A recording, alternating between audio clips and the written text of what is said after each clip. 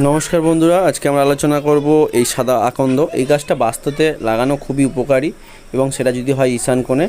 আর ঈশান কোণে যেমন আপনারা তুলসী গাছও লাগাতে পারেন, তেমনি কিন্তু ঠিক এই সাদা আকন্দও কিন্তু একটা সাইডে লাগানো যায়। যদিও এটা আমার এক বয়স্ক গুরুদেবের কথা, বা শুধু তাই বলবো না, বাস্তুশাস্ত্র যারা সম্পর্কে অবগত তারাও বলেন যে সাদা আকন্দ নাকি লাগানো বাড়িতে খুবই ভালো বা বাস্তুতে। আর শুধু সাদা আকন্দ না, এরকম 3টি ফুলের চারা লাগানো খুবই ভালো। তা আমি আপাতত আমার সামনে একটা পেয়েছি, এই একটা নিয়ে যাচ্ছি, ঈশান কোণে বসাবো। সঙ্গে আছে আমার ভাইপো, ডালটাও ভাঙলো, তা ওকে দেখিয়ে দিলাম যেটা আকন্দ গাছ। এটা খুব সুন্দর, ফুলটাও হয়, এটা জানেন তো আপনারা সবাই, যেটা শিব ঠাকুরের পুজোর জন্য খুব প্রযোজ্য। তা ওই জন্য আমরা এই আকন্দ গাছের ফুলটা কেটে নিয়ে বাড়ির দিকে যাচ্ছি। আর মাঠে দেখুন, আমাদের বাড়ির থেকে অনেকটা দূর গেছিলাম আমরা আকন্দ গাছের ডালটা ভাঙতে। তা আমরা চারিদিকে ঘাস আর ঘাস, এতটা পরিমাণে এখানে ঘাস হয়ে গেছে।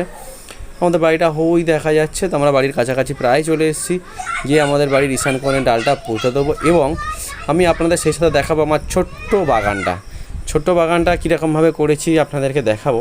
তবে পরিশ্রম করতেই হয়, কিছু করতে গেলে না খাটলে তো হবে না। ওই জন্য ছোট্ট মতো একটা বাগান করেছি, ঘরোয়া সবজির বাগান, খুব সুন্দরও হয়েছে, তবে সম্পূর্ণ সেটা জৈব সারের উপরে নির্ভর করে।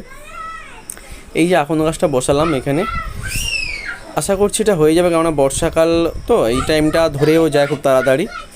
আর ঈশান কোণে বসালাম। আর এই পাশ থেকে হচ্ছে আমার বাড়ি যাওয়ার রাস্তা, আর এখানে হচ্ছে এই যে সবজির বাগান। এ পাশটা উচ্ছে আছে, চিচিঙ্গি আছে, এপাশে শসা গাছটা সবাই বাড়িয়েছে ছোটো ছোটো, আরও আছে। এটা ছোটো সাইড, মানে একটা ছোটো সাইডে এটা ছোটো মতো সবজির বাগান করা আছে। আর একটা সাইড আছে যেটা অনেকটা বড়, সেটাও আপনাদের দেখাচ্ছি। এটা চারিদিকে জাল দিয়ে ঘেরা আছে, যাতে না ছাগল ঢুকে খেয়ে নেয়, ছাগল গরু। আর ছোটো হলেও গাছগুলো কিন্তু খুব সুন্দর হয়েছে, আর গ্রোথও ভালো, মানে রাসায়নিক সারে তো ভালো গ্রোথ নিয়েছে এটা অ্যাকচুয়ালি।